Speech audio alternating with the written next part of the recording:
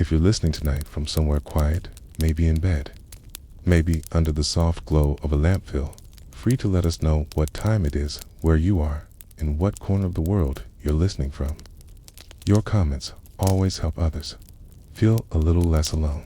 And if this kind of slow, immersive history helps you unwind, you can subscribe for more comp stories just like this every night without the rush. Asterisk. There are days in history that echo quietly. They do not come with screaming armies or shattered gates, nor with the clangor of swords or the desperate cries of kings. Some empires fall, not in battle, but in the hush of agreement, in the weariness of time. It was October, perhaps the 12th day, in the year 539 BCE. The city of Babylonetian even then was enormous and proud, girded by double walls and surrounded by a maze of canals and trenches.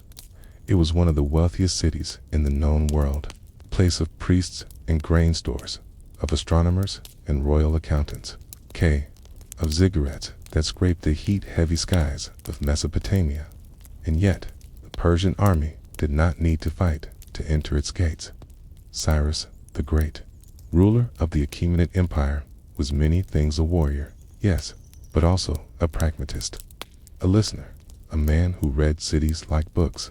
When he turned his gaze toward Babylon, he did not see walls to breach. He saw a city tired of its king. The Babylonian ruler at the time had spent much of his reign far from Babylon, secluded in the desert city of Tama, consumed by strange religious experiments. He was a man more interested in the god Sin than in the economic lifelines of the empire he was meant to govern. The Babylonians' priests, merchants, and even military men grumbled. Their temples were neglected, their taxes mismanaged. Perhaps most damning of all, their gods were offended.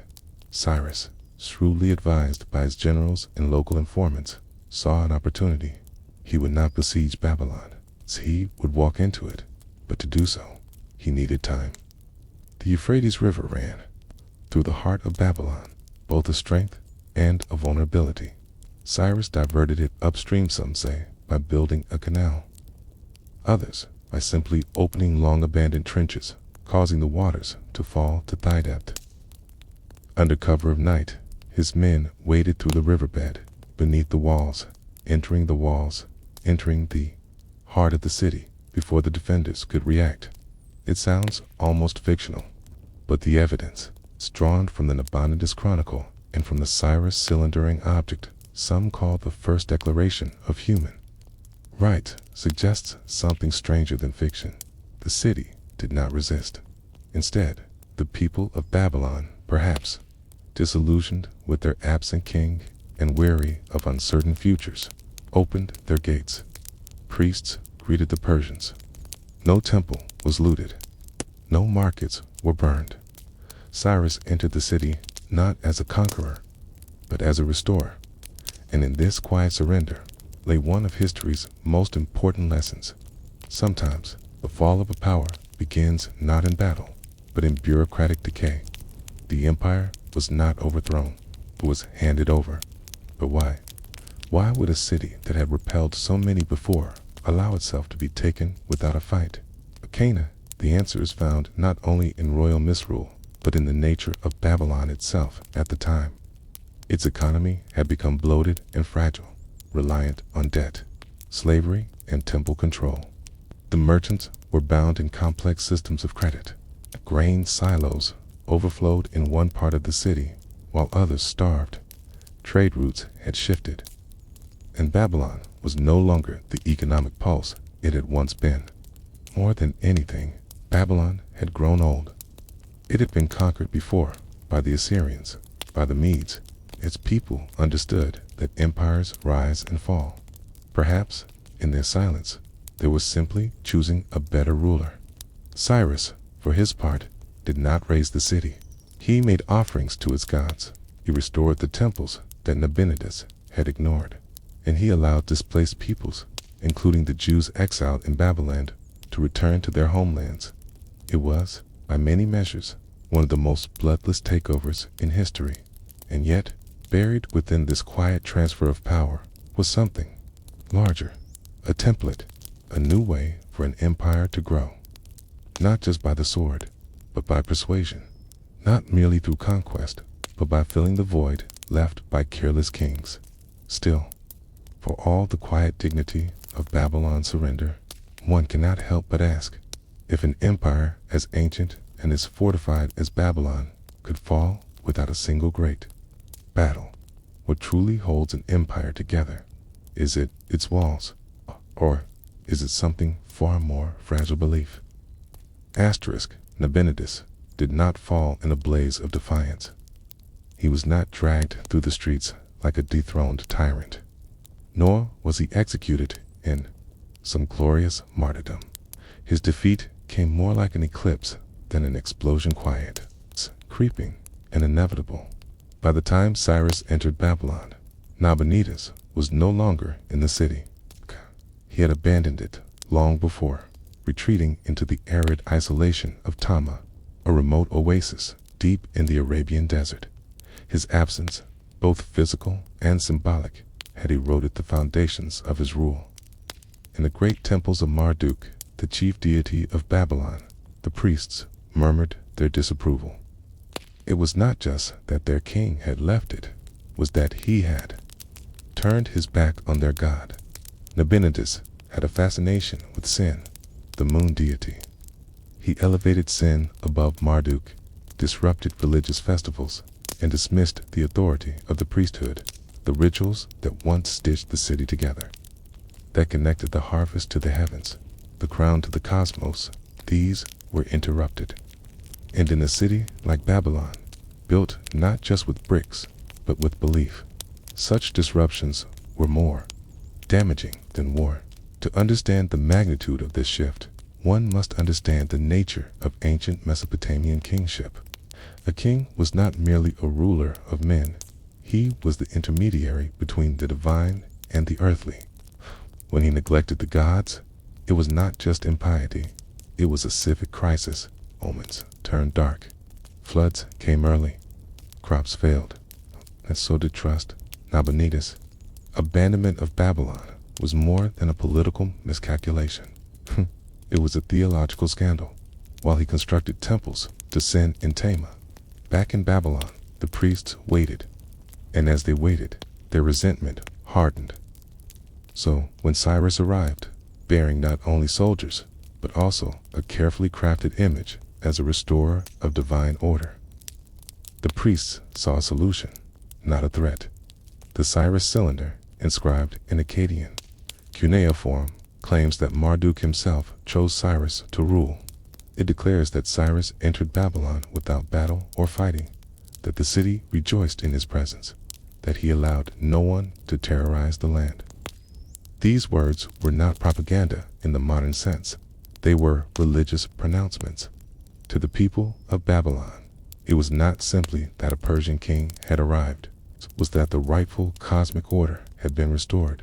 But it is here that the silence becomes suspicious. For a city to fall so completely with so little resistance suggests more than theological resignation. It suggests betrayal. Some scholars believe that Babylonian generals or nobles may have aided Cyrus' entry. The weakening of Nabonidus' support was not just a product of religious disagreement, it was political fatigue. Trade had slowed, neighboring cities had grown restive, and Persian spies had already infiltrated Babylon long before the Euphrates fell. Cyrus understood something essential about human nature. Fear is a poor substitute for hope, and so he offered hope, not of freedom perhaps, but of order, of restoration. He promised to honor the temples, to stabilize the economy, to protect traditions. Ironically, by ending the very empire those traditions had once supported, but for all the calm with which Babylon fell, the implications were immense. The Neo-Babylonian Empire, which had briefly flourished under Nebuchadnezzar II and boasted one of the ancient world's most sophisticated systems of administration and architecture, was now just another satrapy. The Hanging Gardens, if they existed, grew in silence. The mighty ziggurats continued to cast long shadows at dusk, but now under new rule. And yet, the daily life of Babylonians, for the most part, did not change. This was one of Cyrus' greatest strengths. He did not seek to erase Babylonian identity. He co-opted it. Local administrators remained. Priestly families retained power. Records continued to be kept in cuneiform on clay tablets, just as before. But beneath this appearance of continuity was a profound shift. The center of the world was no longer Babylon. It was Persepolis. It was Susa. It was wherever the Persian king happened to rest his head.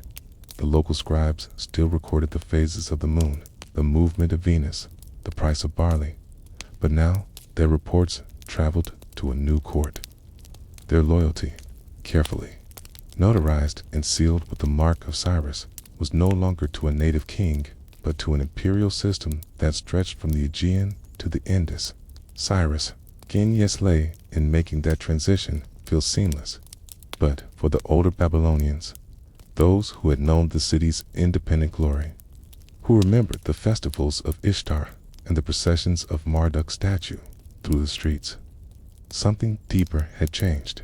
A priest named Nabiramani wrote on a small tablet that survives. To this day, the king is far. His language is not ours. The gods are silent, and yet the city functioned. Grain was taxed. Marriages were arranged. Temples received donations. The bureaucracy outlived the empire. But was this the beginning of something, or the end of everything Babylon had once been?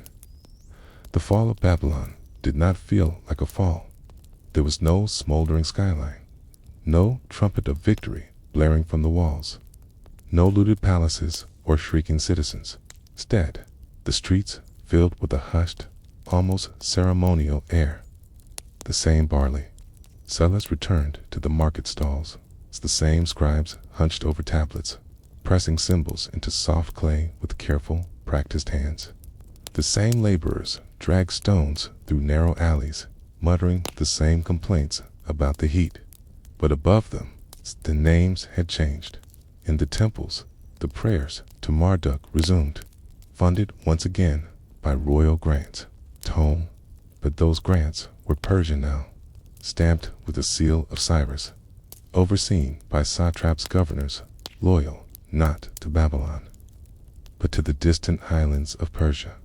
Still, the Babylonians adapted. This was not their first conquest. The Assyrians had marched through centuries earlier, the Medes before them, and even earlier, the Sumerians and Akkadians and Amorites had all taken turns reshaping Mesopotamia's mosaic of cities, languages, and loyalties. Babylonians knew how to survive beneath new banners. Cyrus allowed that. In fact, he encouraged it. He issued edicts respecting local customs and religions. He returned exiles to their homelands. He paid attention to the wisdom of old scribes. His rule, unlike so many before, was not built on suppression but on absorption. And so the empire grew not by erasing but by enveloping. But even as Babylon seemed stable on the surface, the fractures remained. The scholars noticed first, when royal proclamations began arriving in Aramaic rather than Akkadian, when tax codes began referencing Susa's legal standards, when the administration's highest voices stopped attending Marduk's processions altogether. A new rhythm was entering Babylon's veins, and over time, the old language, the wedge-shaped cuneiform that had chronicled gods, kings, floods, and grain shipments for 2 millennia, began to fade. The tablets continued, yes, but fewer and fewer people could read them. The scribes aged, their students dwindled, and eventually, in dusty back rooms behind temples and libraries, the records lay untouched. This was not a violent collapse. It was quieter, more inevitable. When Darius rose to power a few decades later, he launched administrative reforms that standardized coinage, weights, laws, and military logistics. Reorganized the empire into satrapies, or provinces, each tightly linked to a central bureaucracy. It was efficient, elegant, and it left no room for the unique eccentricities of places like Babylon. Even rebellions, when they came, were footnotes in the royal records. The Babylonian uprisings under Darius were brief, crushed with minimal mention. By then, the city was no longer centralized, was ceremonial, and when Alexander the Great arrived centuries later, Babylon greeted him not with resistance, but with curiosity. It had learned how to survive under kings who were not its own. It had learned the art of being ruled. Babylon had fallen in 539 BCE, but its people continued to live, to work, to write, to worship. That is the strange truth of ancient conquests. We imagine them as grand events, but they are often just calendar changes. One day, the tax goes to Nabonidus, the next to Cyrus. Bread still rises in the oven. The river still swells in spring. Children are still born. The moment of Babylon's fall became famous not for its violence, but for its silence. Even today, in the ruins, there remain stones warmed by the desert sun, half-buried archways, fragments of cuneiform can feel that strange continuity. A city that changed rulers, but not rhythms. A people who adapted not with rebellion, but with paperwork. And it raises a strange question for us, modern observers looking backward. When does a city fall? When its walls are breached? Or when it forgets its own voice and begins to speak in another's tongue? Asterisk. There is a certain beauty to roads that outlast the empires that built them. Long before Rome carved its first stone milepost, the Persian Empire had already laid out its veins across mountains, deserts, and rivers. At the heart of this ancient network was the royal road, a stretch of over 1,500 miles, running from the city of Susa in the Persian heartland all the way to Sardis, near the Aegean coast. It was not just a road, it was a system along its length. Post stations were spaced carefully about 25 miles apart. Each station held fresh horses, relay messengers, supplies, and guards. Couriers could travel day and night, switching mounts and pressing on without pause. Herodotus claimed that a message could travel the entire length of the road in just 7 days, a feat unmatched for centuries. But why build such a road? Because the empire was vast to rule by intuition. Cyrus the Great had laid the foundation. But it was under Darius the First, the so-called shopkeeper king, that the empire's administration became something altogether more intricate. He understood that armies conquer, but only administrators preserve. He divided the empire into satrapized provinces, each ruled by a satrap or governor, and he tied them together with roads, taxes, ledgers, and letters. The royal road made it possible. From the fields of Bactria to the ports of Phoenicia, information flowed. Not just orders and decrees, but census counts, grain inventories, water surveys, temple donations, and merchant tallies. Taxation quotas were dispatched from Susa. Local reports returned with tallies of sheep, jars of oil, lengths of cloth. The Persian Empire may have been built by warriors, but it was sustained by scribes. These were not dramatic figures. No heroes sung songs for the tax officer of Cilicia. No myths were penned for the clerk in Ecbatana, but they were vital. They were the glue. And their work, boring as it was, made the difference between a kingdom that faltered and an empire that endured. Still, even as these scribes worked tirelessly, the cities they served began to grow. Quieter, take Sardis, the western terminus of the royal road. Once the capital of the Lydian kings, it had been absorbed into the Persian domain after a siege. At first, it flourished its marketplace, buzzing with goods from as far as India. But as decades passed and trade routes shifted, its energy waned. Its role changed. It became less a city, more a checkpoint. There were other cities like it: Hecatompylos, Ragi, even Babylon, in time. Cities once full of gods and kings reduced to logistics hubs. The paradox of the Persian system was that the better it ran, the less anyone noticed. Its efficiency bred invisibility, and in that invisibility, cities faded, but the paperwork continued, and Persepolis, in dusty storerooms lit only by oil lamps, scribes scratched records into clay tablets. The Elamite language was used for economic documents, Old Persian for proclamations. Aramaic became the common administrative tongue, a multilingual bureaucracy for a multilingual empire. It was a system designed not just to rule, but to replicate, to continue even if a satrap rebelled, even if a city fell. And perhaps that is what makes it so haunting, because long after a rebellion was quelled, or a city abandoned, the ledgers remained. Tablets recording the rations for laborers building, canals, receipts for temple donations, lists of grain issued to soldiers during winter months. All of it filed, all of it preserved, sometimes for no one, and in those records lies the seed of the empire's future unraveling, because a system that runs too well begins to forget why it runs at all.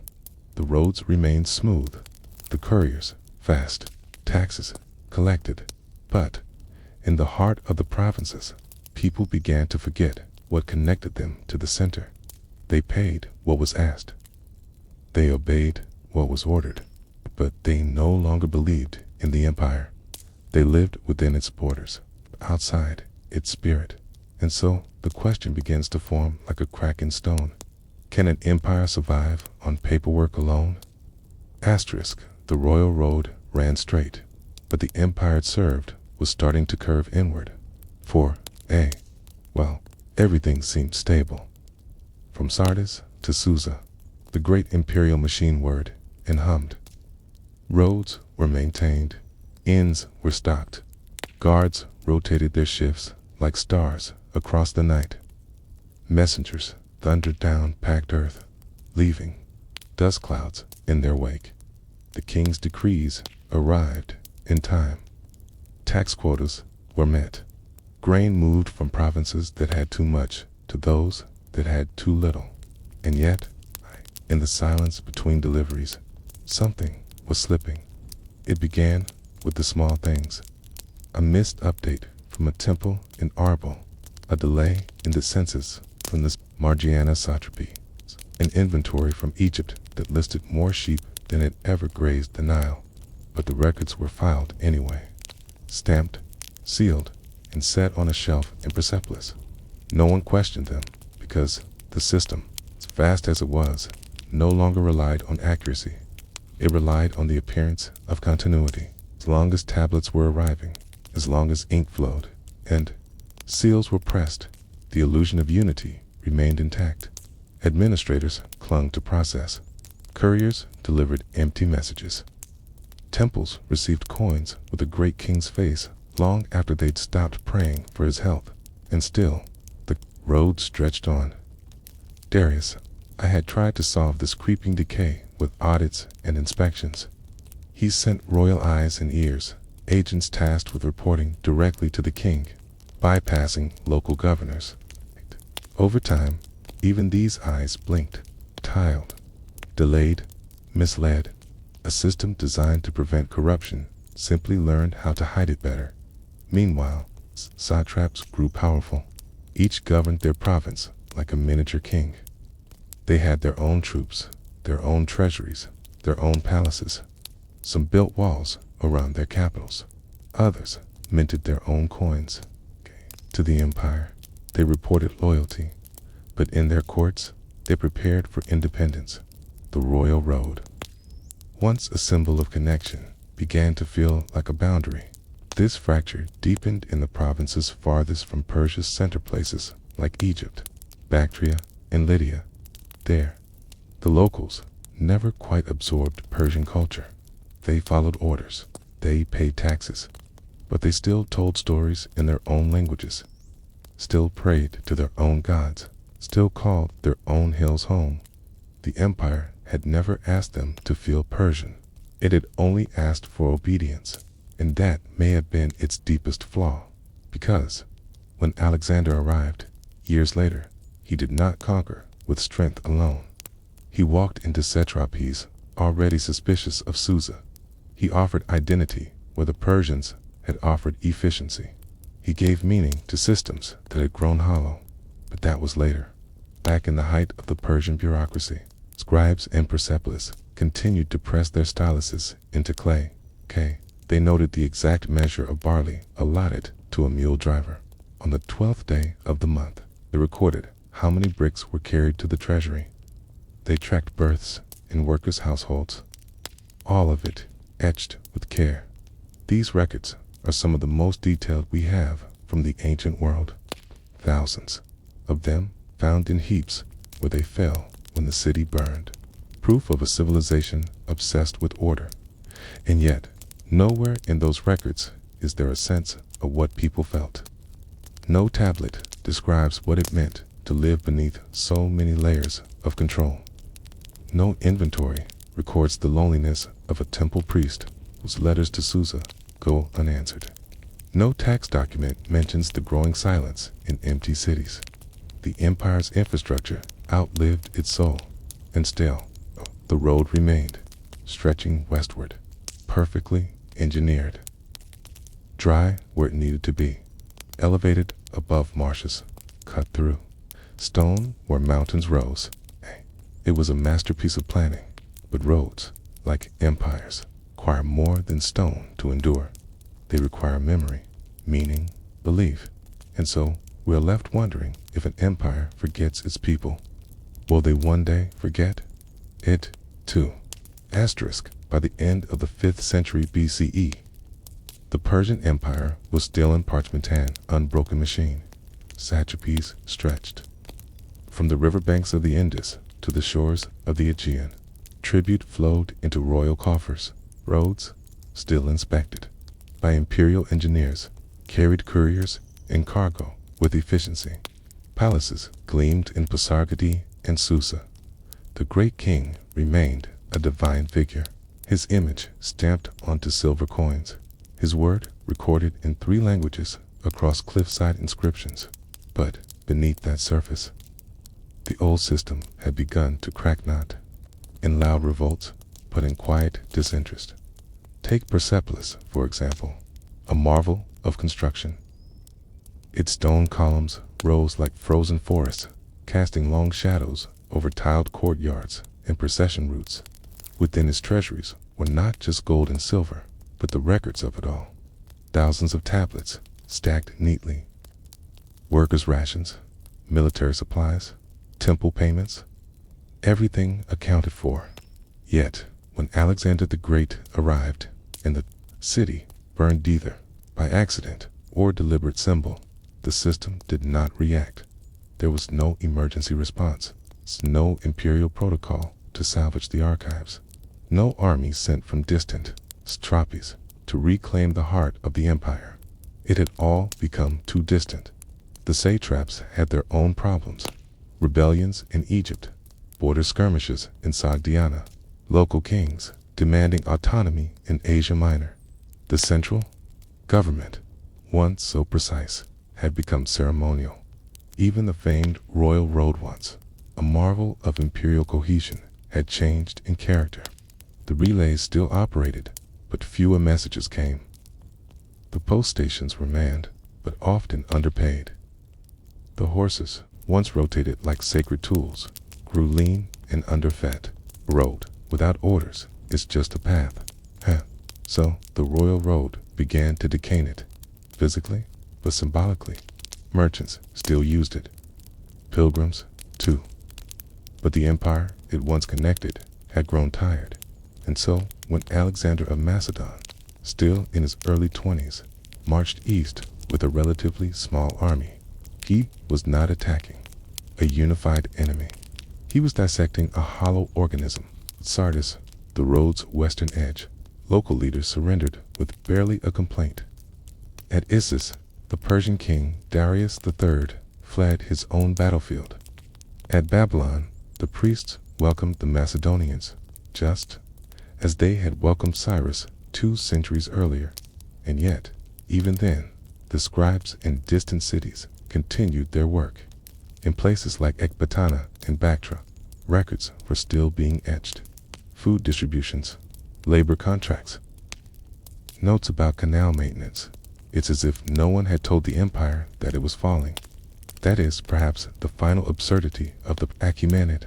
Bureaucracy continued to operate even as its empire crumbled around it. The road was still there, stamps still pressed, the ledgers still balanced. But the empire itself was no longer an empire. It was a set of habits, routine with no memory. Even Alexander, after conquering Persia, recognized the strange power of its bureaucracy. He adopted many of its practices, maintained satrapies, kept the royal road, even married a Persian noblewoman.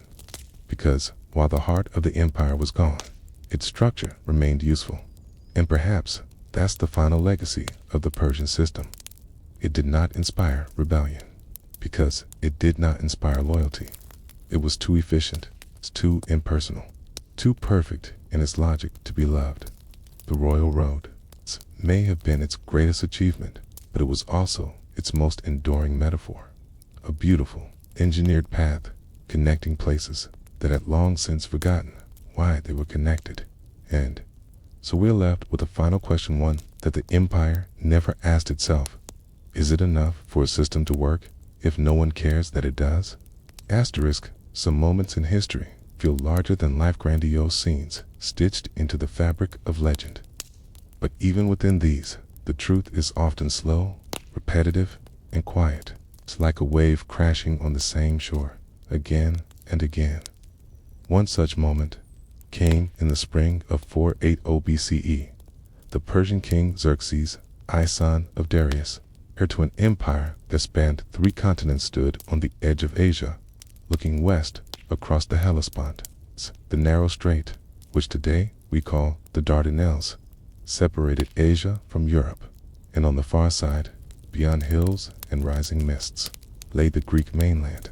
Unsubdued, rebellious, small but stubborn, Xerxes' father, Darius the Great, had tried to bring those lands under Persian rule a decade earlier. His campaign ended in a stinging defeat at Marathon. Xerxes would not forget that, nor forgive it. He had been preparing for years, not just with soldiers, but with scribes, engineers, and quartermasters.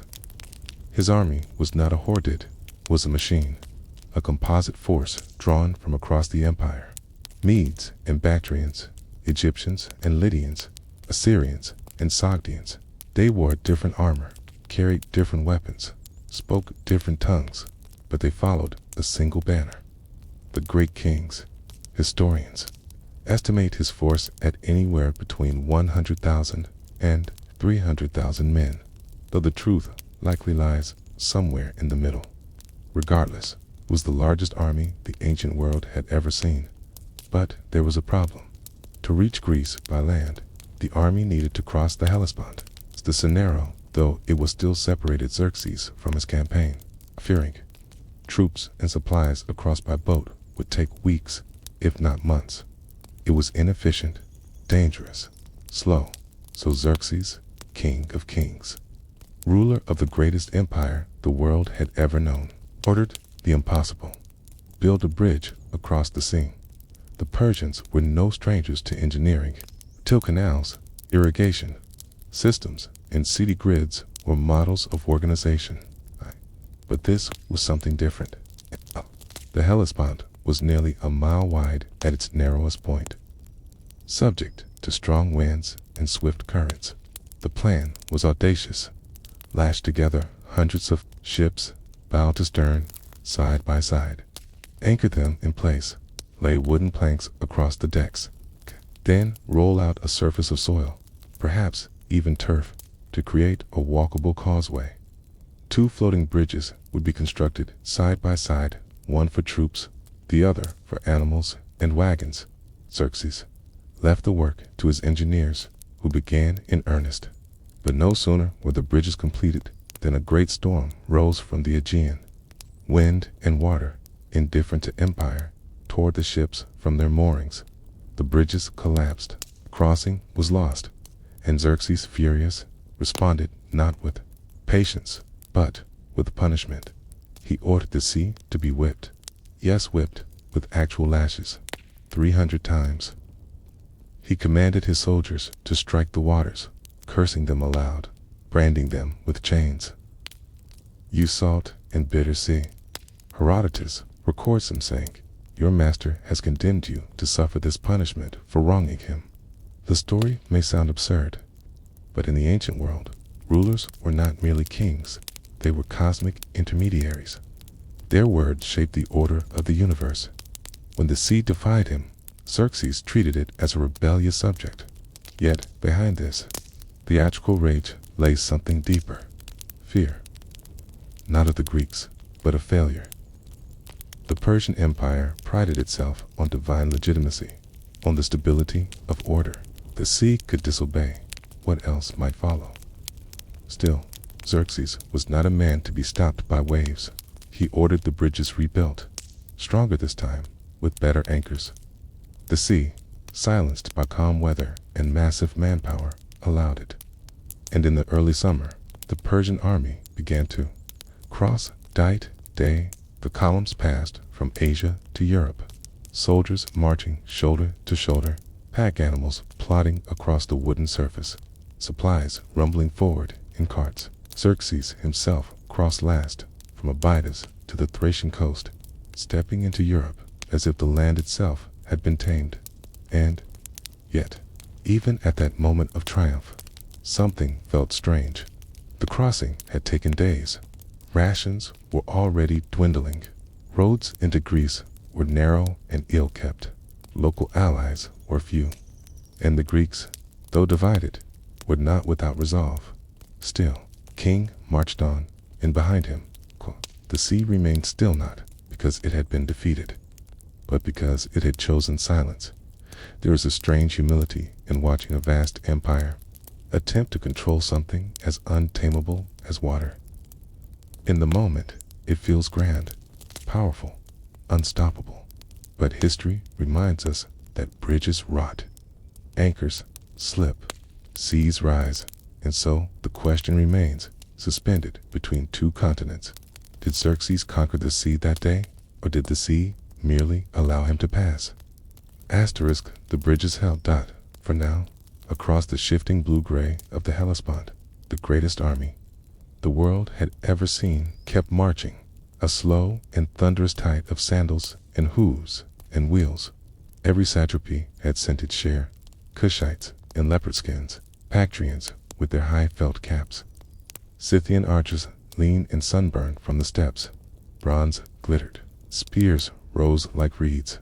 Yes, and somewhere in the center of it, all atop a high, gold-paneled chariot rode the king himself.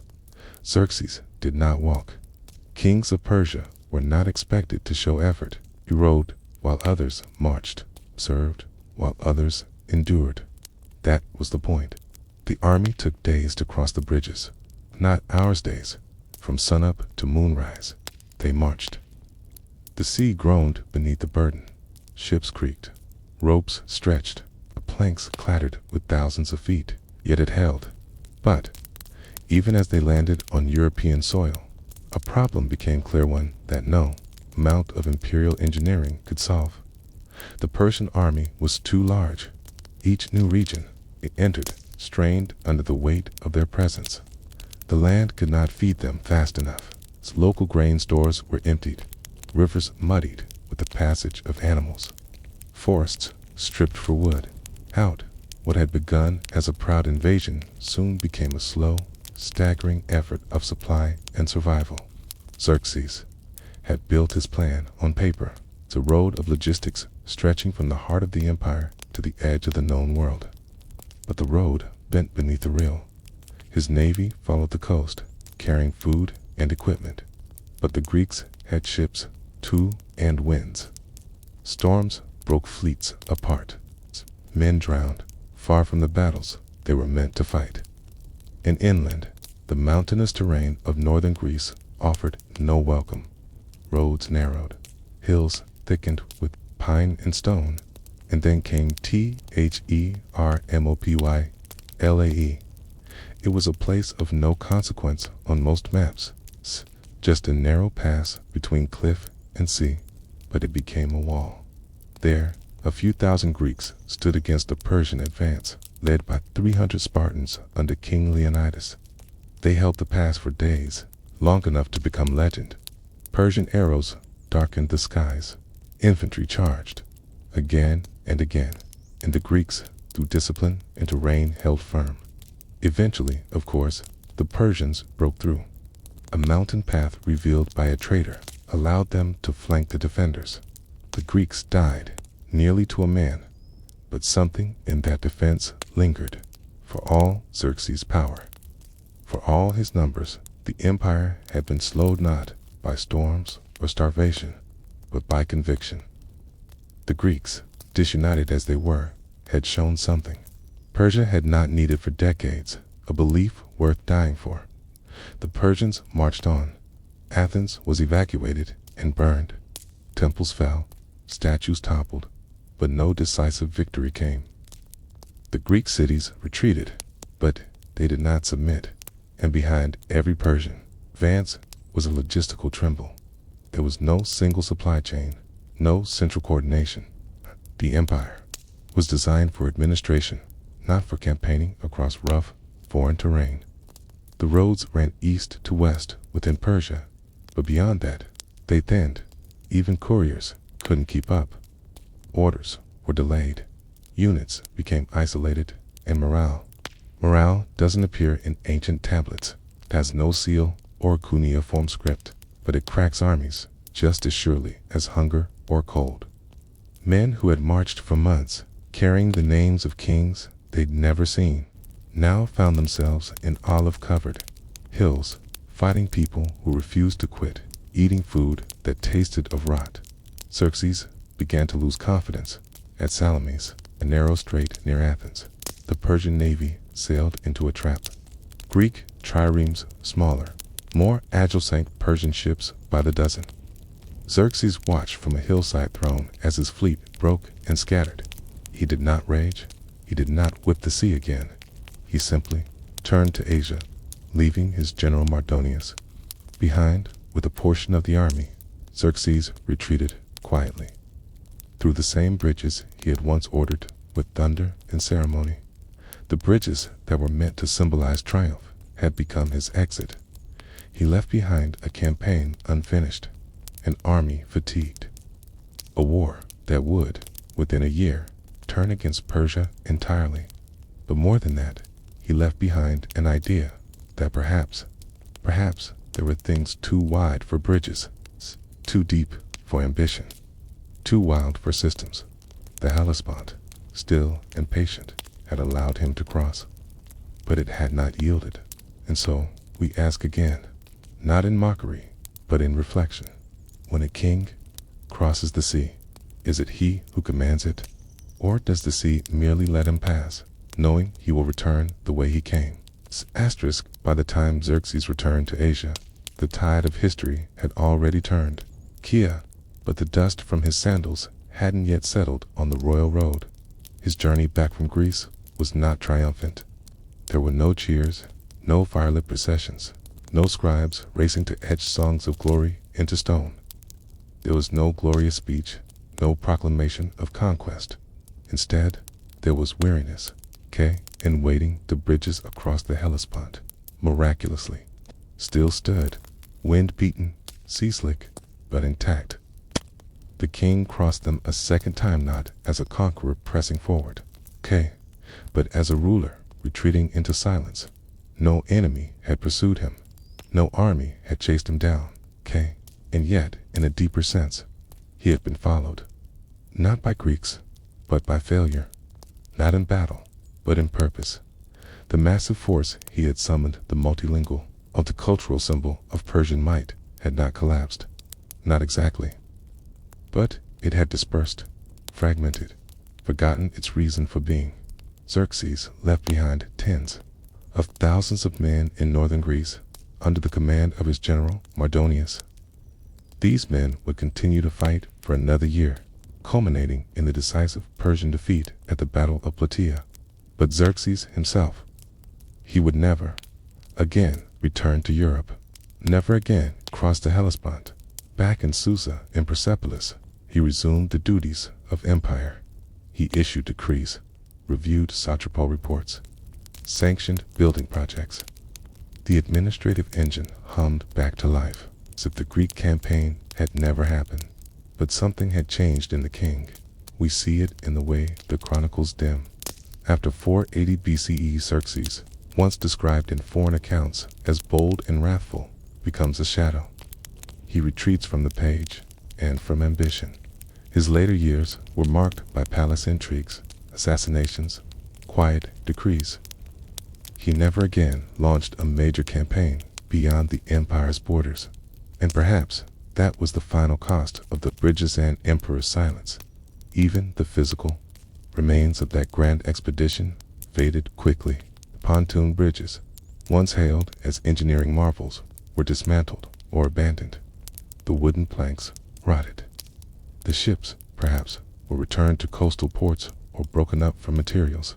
The sea reabsorbed its space, patient and unmarked. But history did not forget. Herodotus, writing decades later, recorded the hubris, the whipping of the sea, the arrogance of crossing into Europe with an empire too heavy to carry. Later, Greeks would use the story as a lesson in the dangers of overreach, a reminder that even the greatest empires are not immune to geography, to weather, or to will. Still, it is tempting to see only the failure. But was it all failure? The empire remained long after the bridges dissolved, long after the soldiers faded into unnamed graves, long after the last ship was swallowed by waves. Persia endured. Xerxes ruled for another decade, and yet the bridges stand in memory as a symbol of something too vast to hold, an empire that thought it could walk on water, that every river could be crossed, every resistance managed, every silence filled with declarations. But the sea always waits. It doesn't resist. It doesn't submit. It simply outlasts. And so we're left with a final, quiet question, not just for Xerxes, but for every ruler who believes that greatness is enough. When you build a bridge to everything, who will walk it back with you when you've reached the end? Some empires fall with a bang. Others fall with the closing of a ledger. Susa was no battlefield. It was not the scene of rebellion or fire. It did not host kings who delivered final speeches before their execution, nor did its streets echo with the march of foreign invaders, at least not at first. No, Susa collapsed the way a desk drawer does when it's too full of forgotten paper, quietly, cutely, without notice. Once, it was the jewel of the Persian Empire, not as symbolic as Persepolis or as ancient as Babylon, but perhaps more important, because Susa was where the work happened. It lay at a crucial crossroads between the Zagros Mountains and the Mesopotamian plains, a city of warehouses and scribes, of grain tallies and metal weights. If Persepolis was the ceremonial heart of the empire, Susa was its nervous system, and nowhere was that clearer than in its ledgers. Thousands of clay tablets, discovered centuries later in the dust and debris of collapsed walls, revealed the hidden life of the Achaemenid Empire. They don't sing praises, they don't tell epics, they count, meticulously, obsessively. 78 jars of sesame oil to be distributed to 32 workers over 14 days. 7 oxen withheld from priestly allocation due to overuse of temple reserves. 3 cords of linen transferred to Susa from Ecbatana. Arrival delayed by sandstorm. These aren't stories in the traditional sense. They are fragments of a system one where everything had a number, a weight, a unit. Even people, the scribes, were trained to see the world this way. They did not ask why the oil was needed or whether the priests were justified. Their job was to record, to track, to assign columns. It worked for a while, perhaps longer than it should have. The imperial treasury at Susa functioned like a great, mouth-consuming tribute from across the empire and redistributing it in measured, approved ways. Grain from Egypt, silver from Lydia, horses from Media, incense from Arabia. Each item logged, sealed, and cross-referenced, but behind the exactness was a creeping detachment as the empire aged. The ledgers grew more complex and less clear. More entries began to reference missing items or unaccounted units. Some listed goods that had long since disappeared. Others contained revisions, scratched corrections, or contradictory annotations.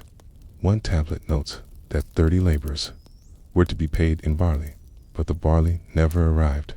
Another shows a series of scribbled complaints from overseers about misreported oxen, seemingly filed and ignored. These were not isolated mistakes. They were signs, because the empire had grown too large, and the numbers, once a tool of mastery, had become a maze. When Cyrus and Darius ruled, they had walked the halls of Susa themselves. They knew the scribes by name. They reviewed tallies, asked questions, spotted inconsistencies. But by the time of Xerxes and later kings, the court had moved. Power became ceremonial. Audits were symbolic. The ledgers continued, but no one was reading them with care. And so, Susa became a city full of whispers. Not spoken, but etched in clay. Even the palace complex reflected this, drifted toward abstraction. Vast halls lined with files, storerooms filled with unused scrolls and styluses.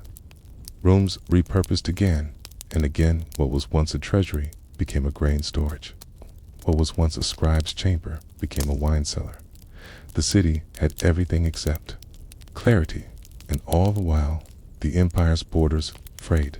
Satraps withheld full tribute. Roads went unrepaired.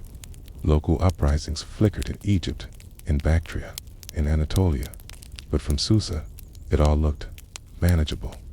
Because on paper, the numbers still balanced, least when adjusted. And so the illusion held until it didn't. But that collapse wasn't marked by a grand event in Susa. No invader stormed its gates immediately. There were no burning libraries. The city did not fall like Troy. Instead, it remained exactly what it had become, a place where numbers replaced names, and records replaced reality. And perhaps that's what makes Susa's story so quietly terrifying. It reminds us that collapse doesn't always come from outside. Sometimes grows from within slowly, patiently, until a moment comes when a clerk goes to record a shipment and finds that there is no grain, no ox, no worker, just empty fields and unsealed jars. And still, the stylus presses down, 'cause the system continues until it forgets why it started at all.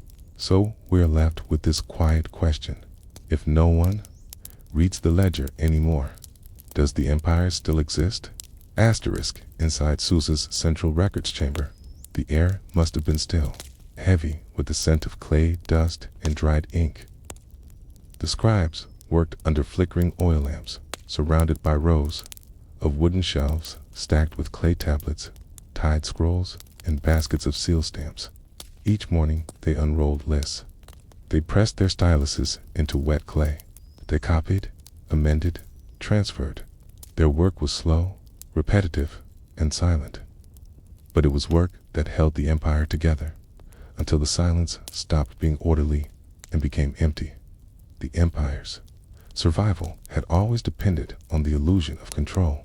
As long as records were kept, as long as tallies were updated, it was easy to believe that the world outside the walls of Susa remained stable, that Egypt was still sending its grain, that the Phoenician ports still delivered timber, that Bactrian horses still ran on Persian roads. But reality was becoming harder to record. Many of the clay tablets found in the ruins of Susa have one strange feature in common. An unusually high number are unfinished. Some show only partial entries in amount but no destination. a date with no goods, a shipment recorded but not received. Others include duplicate entries, as if the same order had been filed twice in confusion. A few have correction lines noted mistakes scratched in by junior scribes, then never rectified. These may seem like trivial errors, but to a system built entirely on accuracy, they are warning lights. It meant the bureaucrats were struggling to keep up, that the reports arriving from the provinces were either late, falsified, or lost entirely. And yet, they kept writing, because the process mattered more than the content. Even in the face of rebellion, of famine, of local unrest, the imperial bureaucracy never stopped documenting. It didn't know how to respond to decay, only knew how to describe it. In numbers, one tablet dated to the reign of Artaxerxes I logs a delivery of wheat from an unnamed source marked simply as recovered through effort. Not to mention shortfall due to civil disruption, but the figures continue as if nothing changed. Is the kind of system where the absence of wheat was less important than the proper recording of its absence. And then came inflation. The empire's coinage, originally robust and reliable, began to lose consistency. The weight of silver in the derrick fluctuated. Counterfeit coins entered circulation. Provincial mints began issuing local currencies with the king's name, but with reduced purity. Scribal records began noting adjusted values and converted weights terms that signaled a deeper economic fracture. But again, no response came from the center. More notation.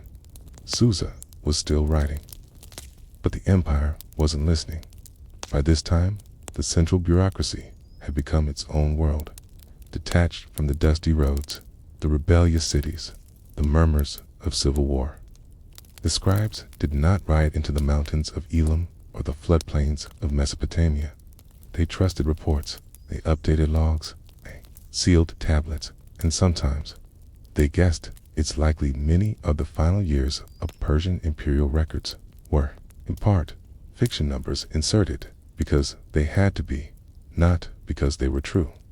It's not that the scribes were dishonest, it's that they were disconnected. They were working from within a perfect room, inside a crumbling house. Meanwhile, Alexander of Macedon was already marching through Asia Minor. Cities once firmly Persian opened their gates to him. Satraps defected. Local governors, long neglected by the central administration, saw in Alexander not an enemy, but a change of employer. And still, in Susa, the styluses scratched on. The clerks wrote orders for armies that no longer answered. They recorded inventories from regions that had switched sides. They listed laborers for projects already abandoned. One surviving document, brittle and broken at its edge, records an unusual entry. No oxen returned. Temple doors open to wind. Repairs pending. There is something haunting in that line. Not the absence of oxen, not even the broken temple, but the phrasing repairs pending, as if someone would fix it, as if the world, so clearly unwinding, could be returned to form with the right stamp and signature. But no one came. The empire wasn't collapsing in flames. It was drifting into irrelevance. And Susa, once its nerve center, had become its echo chamber. Outside the walls, kings rose and fell. Armies marched. Cities changed hands. Inside, the ink was still wet, and so we are left to wonder, can a civilization survive if it only knows how to record its death, but not how to stop it? When Alexander finally reached Susa in 331 BCE, the city did not resist. There were no great defenses, no loyalist militias prepared to make a final stand for Darius III. The Persian king had already fled elsewhere. The scribes remained at their desks. Alexander, famously interested in administration, ordered the city spared. The treasury was looted. Jessabot, the administrative offices, left intact. There was no need to burn records that few people could understand. Clay tablets in Elamite, Akkadian, Old Persian, Aramaic, the languages of a system already becoming alien to its subjects. The irony was not lost on later scholars. The empire that prided itself on control had created a bureaucracy so sophisticated that even the Greeks' masters of rhetoric and politics struggled to make sense of it. Susa's walls did not fall, but its meaning did. The ledgers continued, for a time, under new orders. Some of Alexander's own administrators repurposed Persian systems. A few scribes were retrained or pressed into service. The sagepal structure, once Persian, was kept. After all, why destroy something that worked? But the heart of the system had stopped beating, because, while the numbers still made sense, the world they described was gone. We find, in the last tablets of Susa, a strange, quiet, fewer entries, shorter lists, more generic seals. One tablet, broken clean through its center, records a shipment of grain to unnamed units in the west. No province, no date. No receiving officer. Another simply reads, temple ceiling, unstable, counting, paused, awaiting instruction. But no instruction came. The empire of Alexander would fragment within a generation. His generals fought over territory, carving up Persia into Hellenistic kingdoms. Salus ruled Susa next, then the Parthians, then others. Each new power left traces, coins, inscriptions, architecture, but the tablets, the ledger stopped, because the clerks, who once measured barley and tallied oxen, had no more empire to record, and no one who wanted them to keep writing. Eventually, the walls cracked. Earthquakes shook the foundations. Roofs collapsed. Rain seeped into the storerooms. Clay tablets, once hardened in fire and stacked in order, scattered into dust and rubble. The city was not destroyed in a single act, but worn down, one unrecorded day at a time. When archaeologists uncovered Susa's ruins centuries later, they found the ledgers, hundreds of them, neatly arranged, perfect handwriting, precise totals. They were never delivered. No one had come to read them, and that is perhaps the final note in Susa's song. Not a battle or betrayal, but abandonment. A system built to manage an empire, slowly left behind by the empire itself.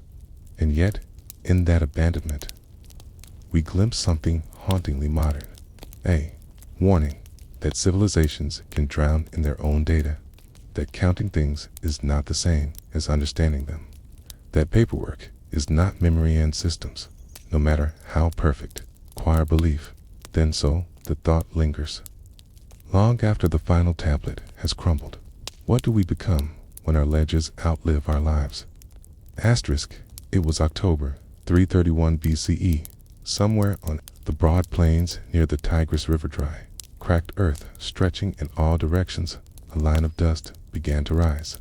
Not a gust, not a swirl, but a slow, deliberate haze. It shimmered in the morning sun, thick with tension.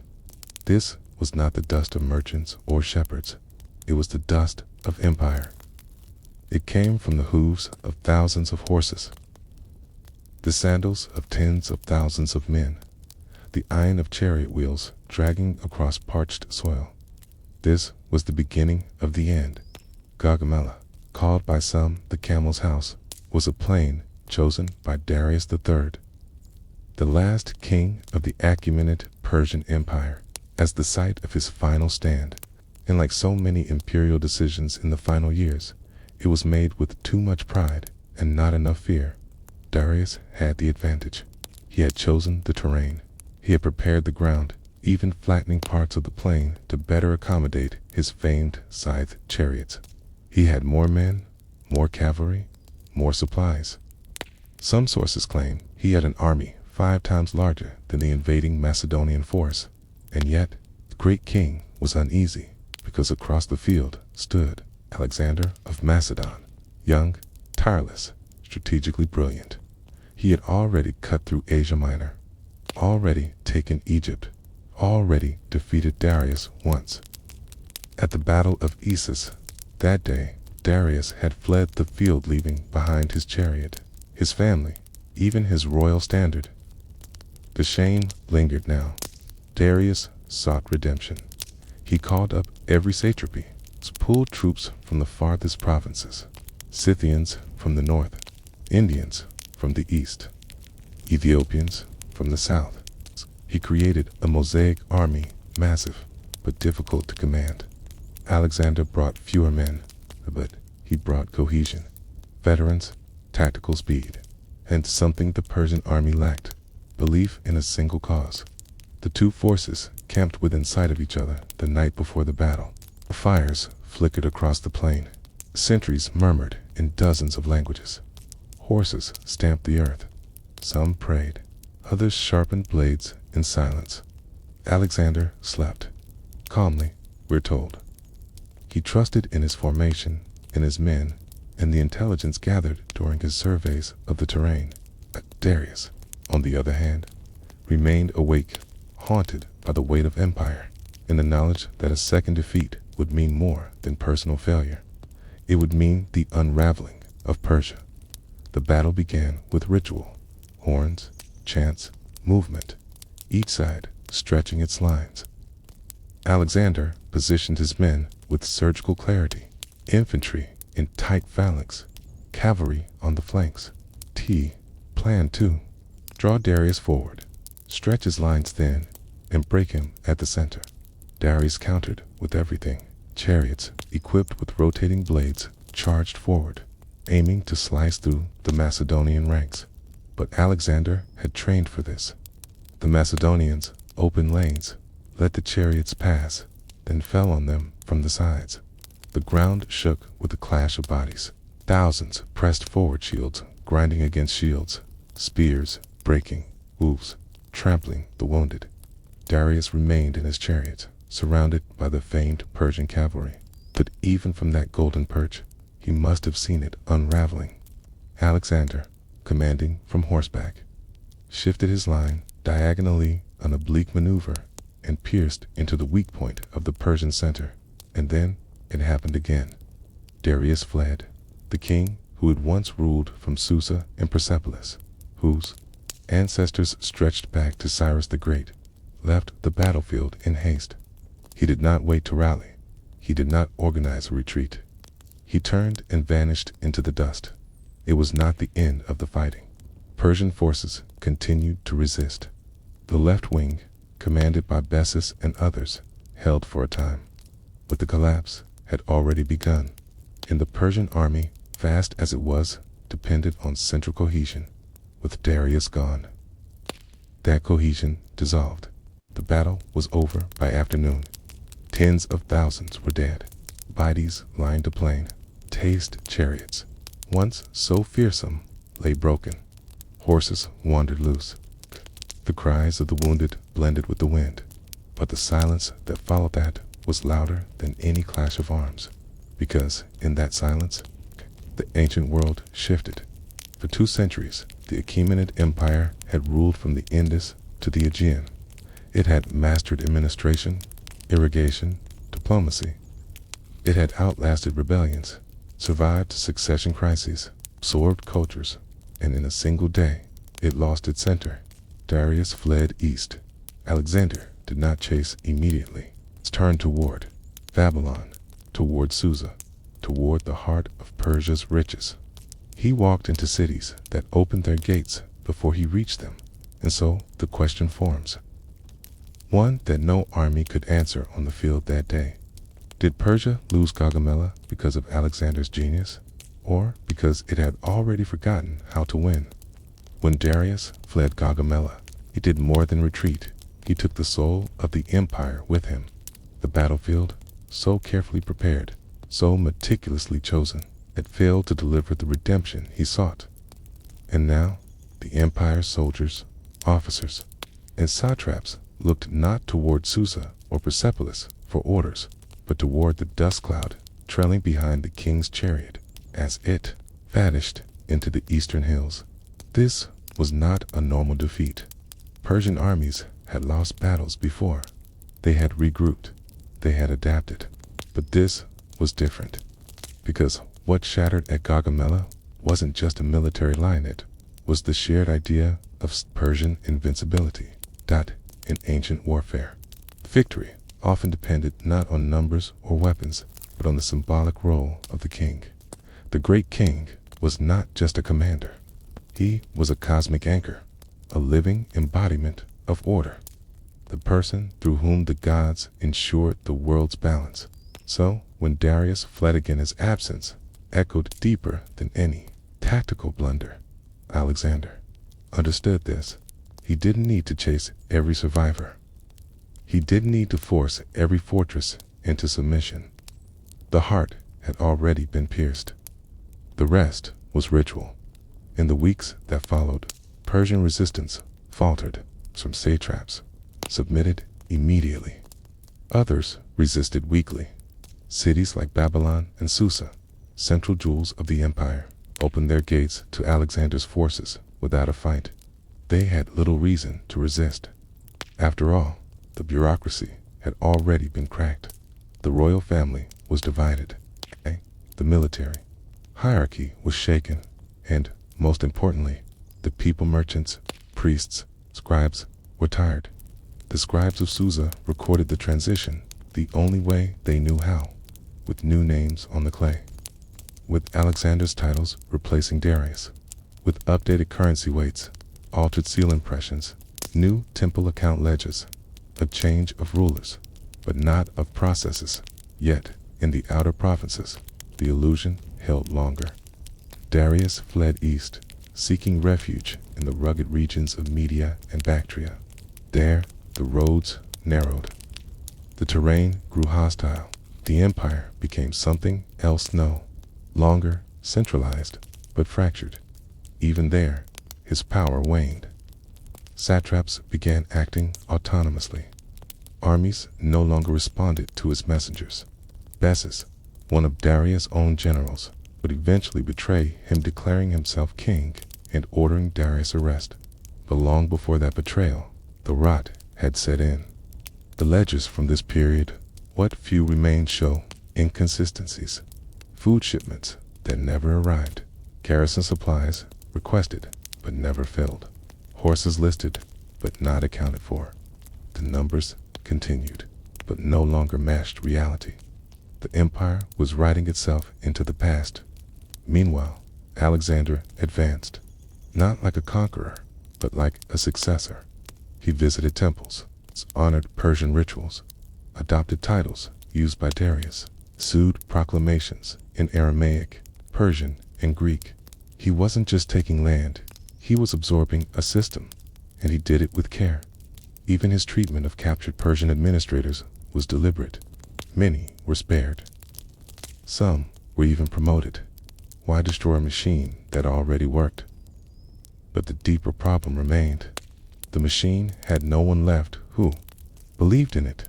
In the Persian court, now scattered, hiding, half in exile, there were no plans for recovery, no call to rally.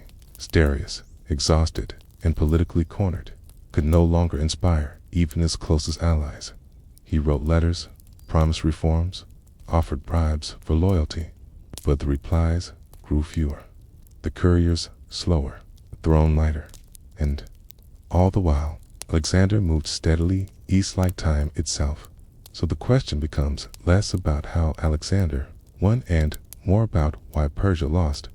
Was it Gaugamela that ended the empire? Or was Gaugamela simply the place where the collapse, already long underway, finally became visible?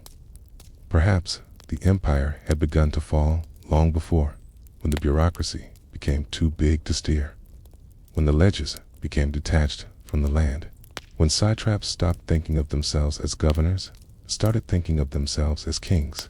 The battle just made it clear, and so we're left with this thought. Somewhere in the dust still settled across the Gaugamela plain.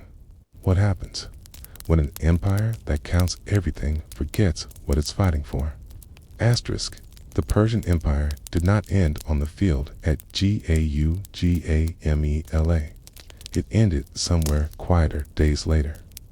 Weeks laid along half-abandoned roads in undecided cities. Under the hands of scribes, still updating records no one would ever review. Its final breath was not a roar of resistance, but a long sigh of disconnection. Not the collapse of a structure, but the quiet peeling away of its purpose. Darius III, still king in title, had become a fugitive. After fleeing Gaugamela, he wandered eastward, not alone, but increasingly surrounded by men whose loyalty had thinned. Satraps, once his pillars, had begun whispering of alternatives. Armies shrank. Supplies ran thin. Morale disappeared into the mountains. He retreated into Bactria, perhaps hoping to regroup, perhaps hoping simply to endure. He wrote letters, some to Alexander himself, others to local lords, asking for help, for time, for something. But Persia no longer listened. The empire he had inherited had grown too complex, too vast, and too exhausted to rescue its final king. And then came betrayal. Bessus, satrap of Bactria and kinsman to Darius, arrested him, a calculated move, perhaps to buy favor with Alexander, perhaps to claim the throne himself. No great drama, no fiery confrontation, just a decision made in a cold camp. Darius was bound, possibly placed in a wagon, and taken further east.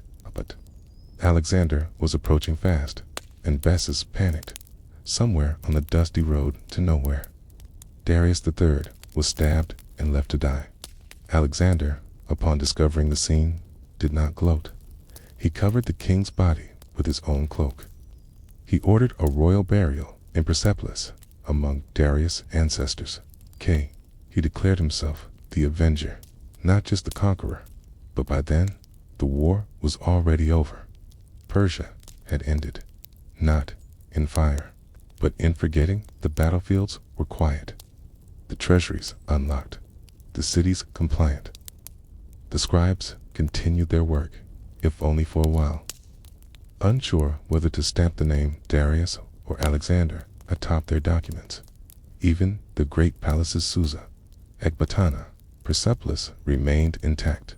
At first, their columns still cast long shadows. Their carvings still showed kings offering gifts to gods, but they were no longer living places. They had become scenery, grand facades without direction.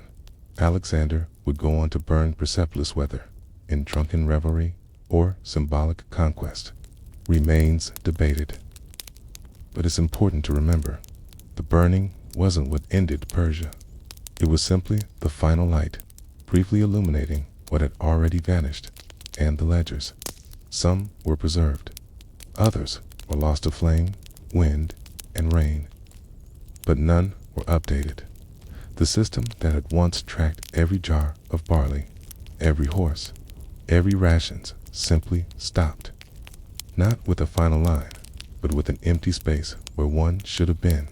And so, we're left with the final image, not a king on a battlefield, not a crowd in rebellion, but a room, a quiet, stone-walled chamber, a tablet half-pressed, a stylus laid aside, a scribe who never came back, because the empire, at last, had nothing left to record. And still, the silence lingers. So we ask, long after the dust of Gaugamela has settled, long after names have faded from maps, is an empire truly dead when its king falls? Or when the scribes no longer believe the ink is worth the stone? Asterisk, in the golden age of the Persian Empire, they were never seen in full, only in formation, never quite individuals, and yet unmistakable when they marched, cloaked in quiet authority, armored in rhythm and order. They were the immortals. Herodotus, the Greek historian, gave them that name. According to his account, they were an elite force within the Achaemenid military, exactly 10,000 strong. No more, no less. If one died, another stepped in. If one fell ill, another filled his place. Their number, like their discipline, was supposed to be eternal. In reality, they were not immortal. They were men, Persians, Medes, Elamites, but they moved as one, and for a time, they embodied the strength of the empire itself. They formed the personal guard of the great king in times of war. They were his spear point. In times of peace, his shadow. Dressed not in the crude armor of frontline soldiers, but in robes woven with gold thread, carrying spears tipped with silver pomegranates. They were as much a symbol as a force. They did not shout. They did not boast. But wherever the king went, they stood behind him, row upon row, faces unreadable beneath polished bronze. They were not selected by bloodline, but by performance. They trained in silence, lived in disciplined quarters, ate under strict schedule. Their identities were subsumed by their title, one of the 10,000. And yet, by the late 5th century BCE, something about them had changed. They were still 10,010 paper, but only on paper. As the empire stretched further, the demands on the immortals grew heavier. They were expected to fight rebellions, guard the king, lead ceremonies, and represent Persian authority in distant lands. But their training did not keep pace. Replacements were no longer vetted as strictly. Standards slipped. You can see the shift in how they're described. Early sources paint them as elite, almost mythical. Later, records fewer and vaguer suggest decay. One Babylonian tablet from this period, damaged but legible, refers to a unit of royal guard whose payment is delayed due to insufficiency of food. Another references a disciplinary incident involving 3 who bore pomegranate spears but disobeyed their commander.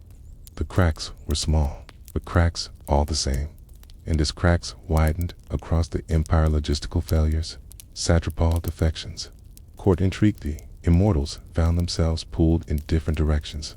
Some remained at the heart, tending to royal ceremonies. Others were deployed to satraps for protection. Still others were scattered, embedded with provincial governors.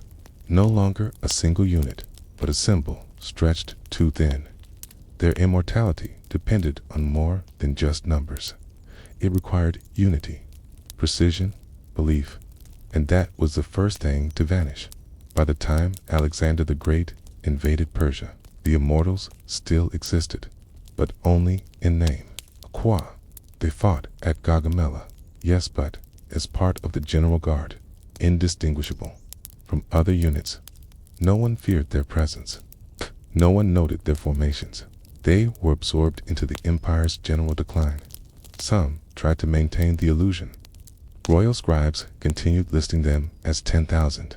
Pay ledgers still included them as a line item. Ceremonial texts still mentioned their role in guarding the throne. But their silence was no longer a sign of discipline. It had become a symptom of absence, because they could not be replaced. Not really. Not after so many years. Not after the empire that made them had begun to hollow. And so, piece by piece, they disappeared. No battle destroyed them. No enemy disbanded them. They were not slaughtered. They were not banished. They simply stopped appearing. Their last known reference comes from a text in Persepolis, dated just before the city's fall. It lists provisions for the guards of the inner hall: silver 4 cloaks, 1 jar of oil, 2 measures of wine. Number 8. Not 10,000 out. No replacements. No explanation. Just 8 men, still dressed in the dignity of an era already ending. And so we are left with a question.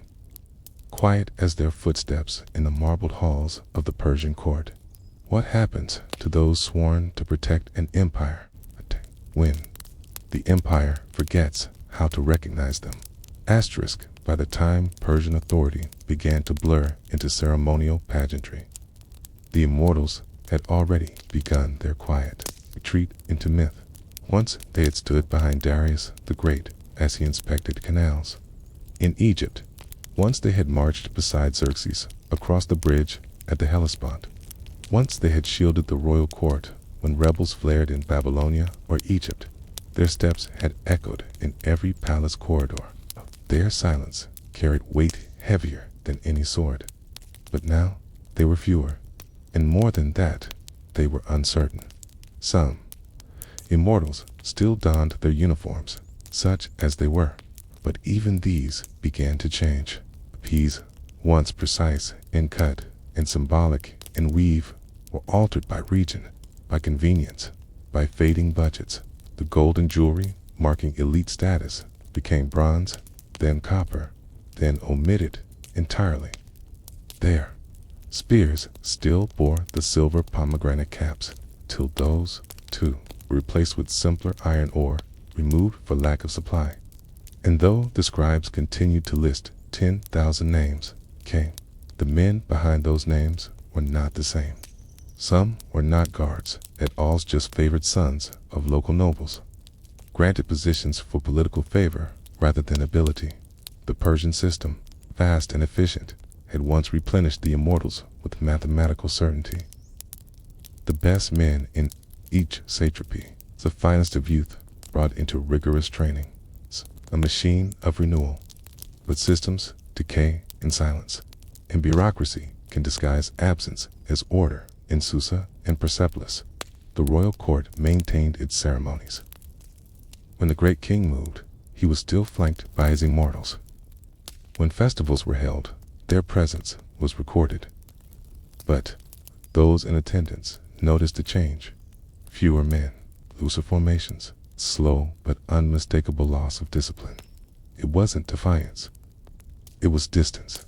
The empire had grown too large and too tired. The roads were still open, but rarely traveled. The taxes still flowed regularly, unevenly, but the sense of unity had faded. The immortals had always been a projection of that unity, out 10,000 men from across the empire, moving as one, reminding every subject that Persia was a single, breathing body. But now they were fragments. Some were stationed in Ecbatana and rarely recalled. Others had been absorbed into satrapal guards, borrowed by governors who refused to return them. A few still stood guard at royal gates. They no longer trained together. They no longer carried the same weapons. They no longer spoke the same commands in Babylon. Greek observers noted a curious fact. A contingent of Persian royal guards was posted at the northern gate, but no one could name their commander. The guards had no central officer, only a written instruction to observe the ritual of presence. Ritual of presence. They were there to be seen, not to act. And so the immortals became ghosts of themselves. Not warriors, but witnesses. Not a wall, but a veil. Alexander's campaign would reveal the truth. When he reached the central cities, he encountered little resistance from the guards. Some joined him. Others simply stepped aside. Their silence, once fearsome, now felt like weariness. There's no single document that tells us when the immortals disbanded. No proclamation, a rebellion, or funeral. But one fragment, found in a ruined temple near Pasargadae, gives a clue. It's a short entry, carved in haste onto clay, likely by a scribe who knew no one would ever read it. It says, of the 10,000, only the title remains. Men are reassigned. The gate is watched, but the oath is no longer spoken. The gate is watched. But the oath is no longer spoken, even now. The idea of the immortals endures etched into memory by historians and echoed in legend. But in their final years, they were not guardians of empire. They were shadows in uniforms, names on rosters, posts at empty doors. And so we ask, when do elite soldiers stop being soldiers and become symbols no one believes in anymore? Asterisk, when Darius III fled from the battlefield at Gaugamela. It was not just the empire's center that was lost, it was its shield. The immortals, stationed near the throne, once the visible pulse of Persian power, did not die in battle that day. Most of them weren't even there, not as a coherent unit. The Persian army still boasted elite cavalry, fierce archers, and skilled generals, but the core had hollowed. The immortals had become scattered, some conscripted into other divisions, others reassigned to protect regional satraps, some simply dismissed without ceremony. And those who remained, They followed the king, who was already looking over his shoulder. There was no final stand for the immortals. No desperate circle around the king, fending off encroaching spears. No blaze of glory. Instead, they faded the way only bureaucratically entrenched units can steadily. Without resistance, one vanished name at a time. We know that after the fall of Persepolis, Alexander kept portions of the Persian administrative system intact. He admired Persian organization. He even adopted Persian dress and customs. But the immortals, so closely tied to the royal persona of the Achaemenid king, had no place under a foreign crown. They were not just a military unit, okay? They were a mirror of the king's body discipline, strength, reach. Without the king, there was no need for the reflection. Some were offered positions in the new Macedonian-led military bureaucracy. A few accepted. But the title immortal was never officially revived. In Persian cities like Susa and Pasargadae, their presence was remembered, not in statuary or monuments, but in absence. Skatehouses built for formations of 10 now stood empty. Parade grounds fell silent. The royal barracks, once alive with coordinated movement, echoed with only the wind. Later, generations, especially under the Parthians and Sassanids, would claim descent from the immortals. They borrowed the name, the symbolism, the grandeur. But the lineage was broken. There was no unbroken chain of tradition, only an echo. And that's what makes their disappearance so haunting. For centuries, the immortals represented more than two. Persian might. They represented order, predictability. The idea that no matter how chaotic the world became, there would always be 10,000 men standing guard behind the throne. But history shows us something different. The number was never truly fixed. The quality never eternal. Cohesion never permanent. They were not immortals.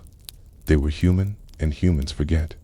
The final mention of the immortals in a emerging source is a vague, interlikely second-hand hint, a text describing the funeral procession of Artaxerxes III.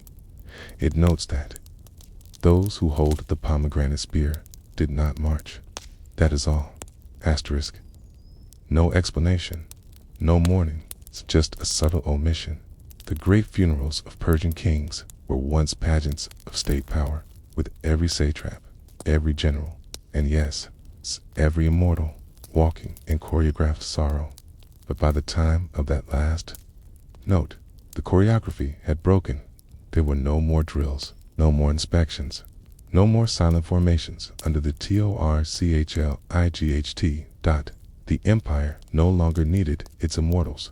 And so we are left with this final question, not shouted, not etched in glory, but whispered through a hallway where no guards now stand.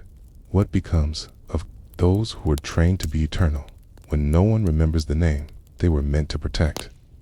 Asterisk. It is tempting to think that empires fall with the thunder of armies, but sometimes they fall with a handshake, with a quiet sliding of a key into the wrong hand, or a door left ajar. Mithridates, satrap of Armenia during the reign of Darius III, was not a famous man. He wasn't a legendary general, nor a brilliant statesman. His name is rarely found in the grand tablets or in the inscriptions of Persepolis. But for those who trace the subtle fractures of the Persian Empire's collapse, he is a symbol of something quieter, more insidious, and far more common. The betrayal, born not of hatred, but of calculation. The satraps of Persia were not merely governors. They were quasi-kings in their own right. Appointed by the great king, they ruled over vast territories, collected taxes, maintained garrisons, and enforced law. Many held their posts for decades, building local networks of power. In return, they owed loyalty, at least in theory. But by the time Alexander of Macedon crossed into Asia, that loyalty had become flexible. The empire was still intact, but its grip had weakened. The roads were still guarded, but not trusted. Orders from the court were often slow, delayed by inefficient couriers or deliberate obstruction. The bureaucracy was immense, but so was the distance between center and province. In this space, men like Mithrans began to wonder. Armenia was a remote satrapy, mountainous, culturally distinct, geographically isolated from the heart of Persia. To govern it was to walk a narrow line between imperial duty and local necessity.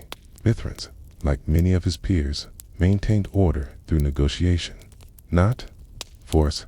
He balanced Persian customs with local traditions, collecting tribute with one hand and doling out favors with the other. And then Alexander came down at first. The Macedonian threat felt distant. Alexander had defeated Darius at Issus, yes, but Persia was vast. Mithrans had likely heard the news days or weeks after it happened, carried by tired messengers on borrowed horses. But as Alexander moved south through Mesopotamia, taking cities without resistance, the calculations changed. Mithrans would have known the pattern. Governors who surrendered early were often spared. Those who resisted and lost were executed or replaced. Cities that opened their gates received leniency. Those that held out were punished. So he waited. He watched, and then, quietly, he chose. When Alexander reached the gates of the city of Sardis, technically outside Mithran's jurisdiction, but close enough to concern him, the surrender came swiftly. According to the historian Arrian, Mithrans not only submitted to Alexander, but joined him voluntarily, without hesitation. He brought with him local maps, political advice, and troops. It was not a dramatic moment. No battlefield, no confrontation. Just a man stepping from one shadow into another. Alexander welcomed him, because Alexander, like Mithrans, understood the value of symbols. To have a Persian satrap join him voluntarily openly was a statement that Persia's system was cracking, that the loyalty of its governors was not unbreakable, that even those tasked with holding the empire together could become instruments of its undoing. Mithrans was rewarded. Alexander confirmed him as satrap of Armenia, now under Macedonian authority.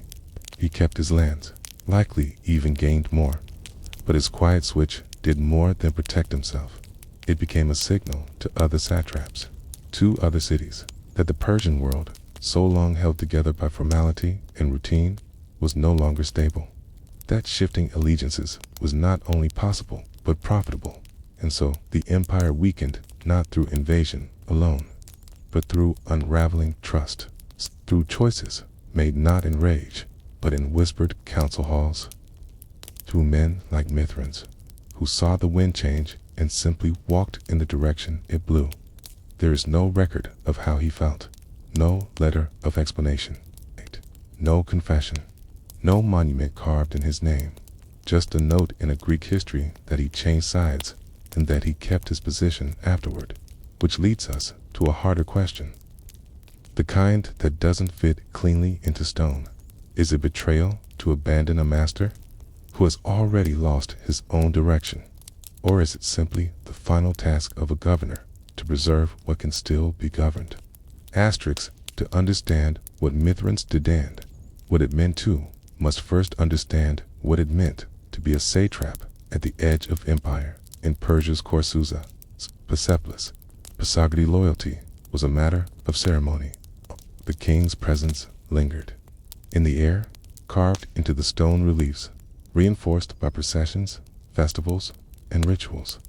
But Armenia was different. It was a borderland, cold in winter, mountainous and irregular, home to tribes with long memories and short patience for outsiders. It was not a satrapy held through glory, but through subtlety. Mithran's role there was less about enforcing Darius's will and more about making sure Darius wasn't forgotten. But by the time of Gaugamela, Darius had already begun to fade. Letters arrived late. Tribute schedules shifted. Royal demands became vaguer. And most importantly, the promise that had once bound the satraps to their king, that the king would protect them, had weakened. For a satrap, loyalty was never just moral. It was logistical. Satrap needed supplies, authority, soldiers, gold, reinforcements when rebels stirred. The king provided those, loyalty followed. But if he could not, satrap had choices. And Alexander offered more than just a sword. He offered continuity. That was the secret of his success, not merely his victories, but his willingness to step into Persia's shoes, to respect its systems, to reward local elites. He didn't destroy the Persian world. He occupied it. So when Mithrin surrendered and joined him, it wasn't an act of ideological betrayal. It was practical. He likely retained most of his court, his staff, his methods, even his troops. The only difference was whose name stood atop the official seal. Instead of Darius, it was Alexander. In this way, Mithrin became not a traitor, but a proof of concept. That the empire could change rulers, remain intact. It's worth noting that Alexander did not punish the Persian satrapal system. In many cases, he kept it. He simply adjusted the personnel. Sometimes he kept the same man if he submitted early. Not, he replaced him with someone like Mithranes. In fact, the satrapy of Armenia would remain under Mithrin's control for years. There's no indication he was ever removed. No record of disfavor. He did what the empire required even as the empire changed faces. But what makes this quiet act of loyalty shifting so haunting is what it says about the nature of power. Because Mithrin didn't rebel. He didn't assassinate anyone. He didn't tear down the symbols of the Persian state. He preserved them, and in doing so, helped dissolve them. The great king relied on the image of permanence, of unbreakable loyalty. But men like Mithrin showed how thin that image had become, how the very structure designed to preserve the empire's provincial governors had no heart left to serve once the center faltered. And that leads us to a different kind of treason. Not the loud, sword-drawn kind, but the silent, paper-signed kind. The kind that keeps palaces intact while erasing the name behind their banners. Perhaps the most chilling thing about Mithrin's decision is how undramatic it was. No battle, no ultimatum, just a change in allegiance, and life went on. The scribes kept writing. The taxes kept flowing. The temples still received offerings. Only the address had changed, which makes us ask, is a betrayal still betrayal? Everything looks exactly the same the next morning. Asterisk, there is something haunting about a betrayal so seamless that it doesn't disturb the surface. When Mithrin crossed from Persian, Tira, loyalty to Macedonian favor, the world didn't tremble. No cities rebelled in protest. No soldiers mutinied. No priest called for justice. In fact, there's little to suggest that anyone noticed at outside a few pages of Greek historians and a quiet adjustment in the royal courier routes. And yet, that act, quiet, calculated, bloodless, was far more damaging than an entire battle lost, because it showed that the empire was no longer feared, no longer loved, no longer remembered with the clarity it once held. Mithrin was not alone. He was part of a broader, unraveling, slow exodus of loyalty across the provinces. As Alexander advanced, satraps folded. Some joined him openly, others simply stopped responding to orders from Susa or Ecbatana. Tia, though still mapped in the minds of its administrators, began to fade from the behavior of its governors. Asterisk. But Mithrin stood out because of the precision of his act. He didn't wait for chaos. He didn't defect in desperation. He defected early, carefully, when the outcome of the war was not yet certain, when Darius still had soldiers, still had cities, still had a crown. Mithrin looked at the map. And he decided. He chose Alexander not because he was Greek or young or brilliant, but because he had momentum. And momentum, in the fading light of empire, was the closest thing to truth. And in return, Alexander gave him everything he asked for: land, legitimacy, and silence. No public praise, no grand title, just confirmation. A nod. You may continue. You are now mine. And Mithrin's did. He governed, he taxed, he enforced. The empire did not notice that it had just been punctured from within, but the consequences rippled outward in Cappadocia. Not the satrap hesitated. If Mithrins could switch sides and live, perhaps so could he. In Syria, generals began writing 2 sets of letters, one to Darius and one to Alexander. The chain of command broke not at the top, but halfway down. And once that happens in a bureaucracy, there's no mending it. Even the scribes adjusted quickly. A tax document from Armenia, dated only a few months after Mithrin's defection, bears a strange detail. It uses the Persian imperial date system, but lists Alexander as the protector of peace. The fusion of formats tells us something critical. The system was bending, not just in spirit, but in structure. The scribes knew which way the wind was blowing, and their pens moved accordingly. There was no more fear of being accused of treason, no more hesitation about which king to serve. The recognition that service itself mattered more than who received it, and that recognition, that loyalty, was interchangeable, was the true undoing of Persian unity, because the Achaemenid Empire had not just ruled through force, it had ruled through trust, through the belief that the great king's authority was sacred, eternal, and unbroken across provinces. But when satraps like Mithrin's proved that the king could be replaced without consequence, the illusion shattered. Darius still lived, but his rule had already died, and Alexander, for all his brilliance, didn't defeat Persia with swords alone. He defeated it by offering people like Mithrin's a better future wrapped in familiar paper, a new empire wearing the old uniform. Mithrin's disappears from the record not long after Alexander's conquests. Perhaps he died in office. Perhaps he was replaced during the successor wars.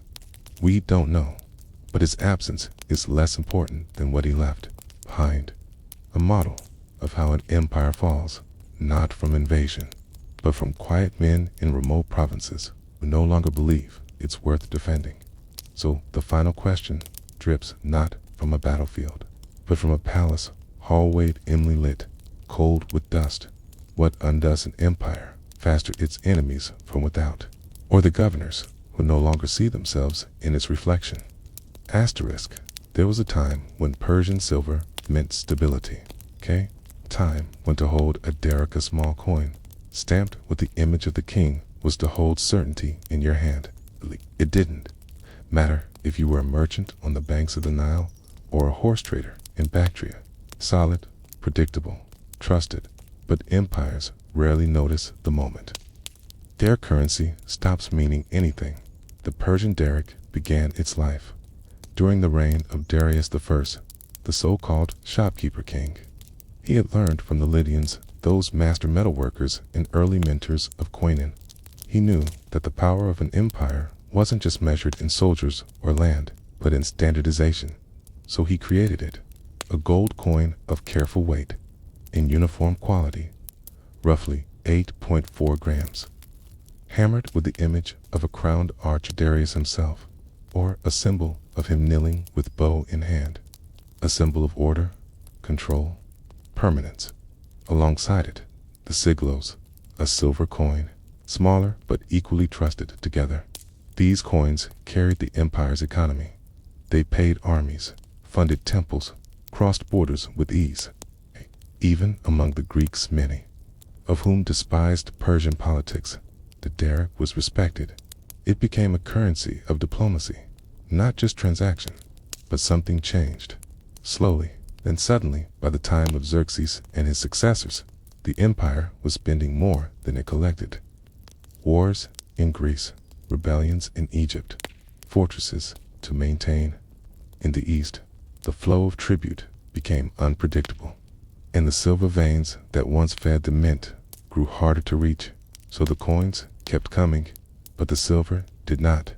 And here, in the margins of empire, we begin to see the cracks. In Susa, a merchant complains that derricks weigh less than before. In Sardis, a tax collector writes that locals are refusing silver payments, demanding gold instead. In a ruined fortress outside Ecbatana, a buried hoard of coins once, with months of salaries, found mixed with copper slugs, poorly forged, bearing only partial stamps. The standard was slipping, and with it, trust.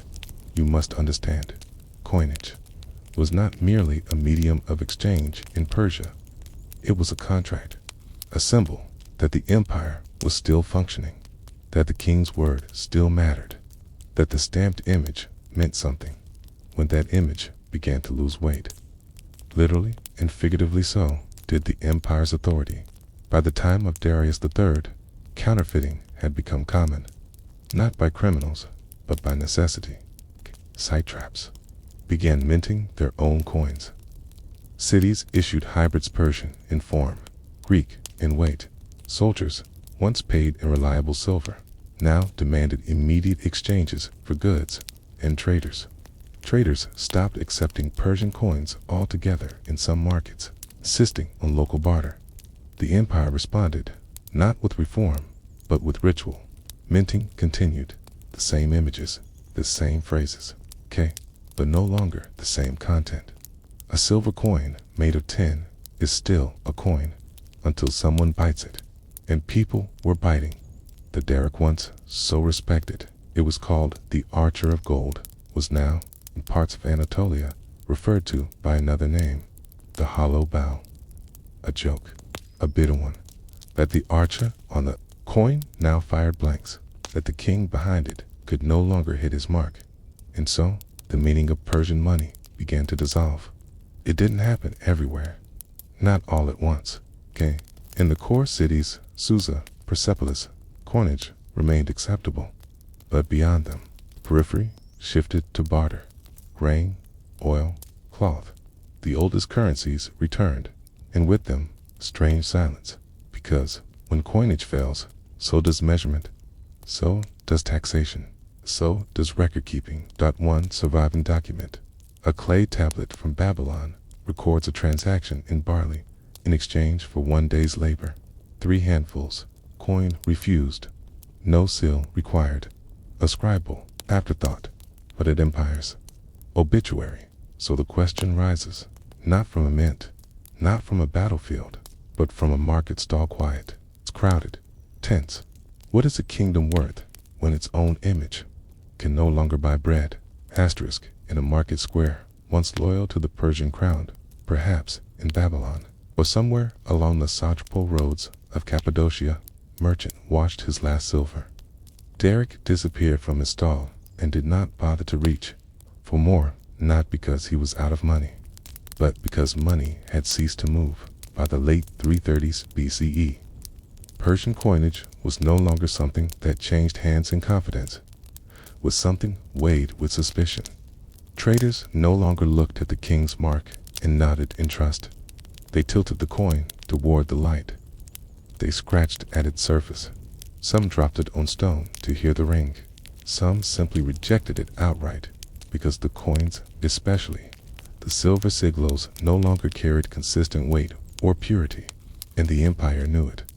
Mint records from Sardis, fragmentary but revealing, show inconsistent bullion weights. The stamps, once uniform, varied in clarity. Some bore half-formed impressions, suggesting haste or neglect. Others used symbols that had fallen out of official circulation decades earlier. This wasn't just financial decay, it was symbolic erosion. In Persia, to issue currency was to promise presence. The coin was an envoy, a small, secular proclamation that the empire remembered you, saw you, ruled you. Whether you lived in the heartland or at the empire's edge, a stamped derrick or sigils told you the king still reigned. So when those coins degraded, the silence was more than economic. In remote regions, bartering began to replace standard payment altogether. Wasn't new barter had always existed in parallel, but now It was becoming dominant. Oxen, olive oil, linen, some transactions even reverted to clay tablets sealed with thumbprints and witnessed by temple officials in Babylonia. Priests began re-recording temple income, not in coin values, but in dry measures of barley or weights of wool. These were not temporary adjustments. They were resignations, and yet the mint continued its work. Why? Because for a crumbling empire, the act of minting coin became a performance. The dyes were old, the silver impure. But to stop minting would have been to admit collapse. So the presses hammered on. The image of the great king still struck with practiced rhythm. But images do not feed families. And empty silver does not command armies. In the records of a temple storehouse near Ecbatana, we find this line, clumsily written, almost an afterthought. No longer convert coin. Keep grain. All future exchanges in wheat or wool. Royal weight. No longer honored. It's royal weight. No longer honored. That is the quiet sound of power evaporating. Meanwhile, Alexander's forces brought with them a different coin, Greek drachmas and tetradrachmas. Smaller, yes, different in image, but consistent. Weight checked, pure silver, instantly trusted in every port from the Ionian coast to the Levant, and in marketplaces where Greek and Persian coins now clinked together in leather pouches. The preference was clear. One was fading, the other was rising. Even satraps began hoarding. Greek silver dot. There is a peculiar detail found in a recovered chest from a governor's residence near the Tigris. Inside were 3 sacks of coin, 2 filled with Persian darics and segloi, and 1 with Greek tetradrachmas. A note, sealed and cracked with age, was placed atop the latter. This for paying men. The implication is clear. The empire's own coinage was no longer good enough to secure loyalty, to pay mercenaries, to buy allegiance, to turn away hunger. And once the king's image is no longer accepted at the market stall or the barracks door, his rule has already passed into memory. But no monument was torn down. No proclamation announced the death of Persian silver. Instead, it slipped from hands, was not missed. So we are left with this cold, persistent question I asked in palaces, but in dusty stalls beneath faded awnings, when an empire's face is still pressed into every coin. But no one will take them. Has it already vanished, long before its fall?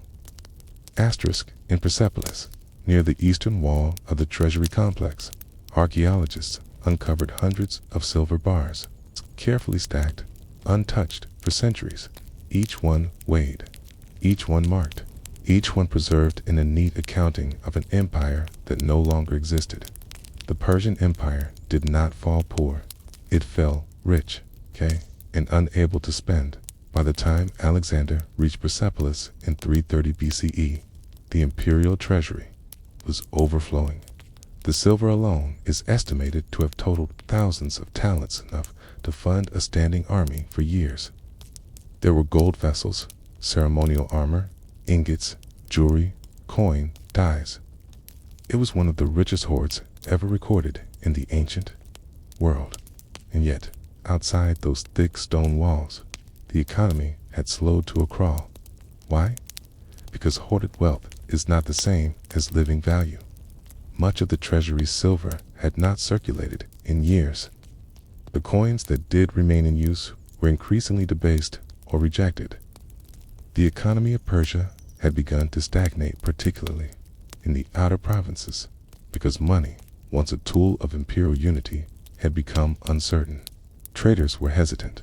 Taxes were manipulated. Payments delayed. The silver was there, but trust was not. This is the strange paradox of late Persian rule.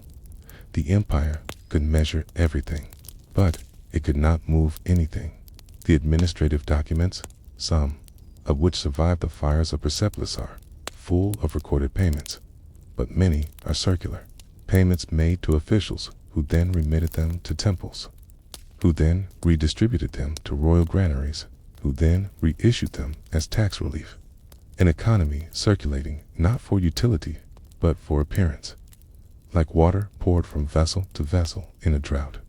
One line, scribbled in haste in a ledger from Susa, says, coins returned due to weight discrepancy, reissued as credit. Credit.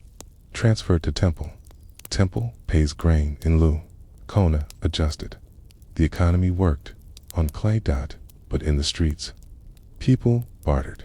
Alexander's arrival broke that cycle, not because he was an economic visionary, but because he paid.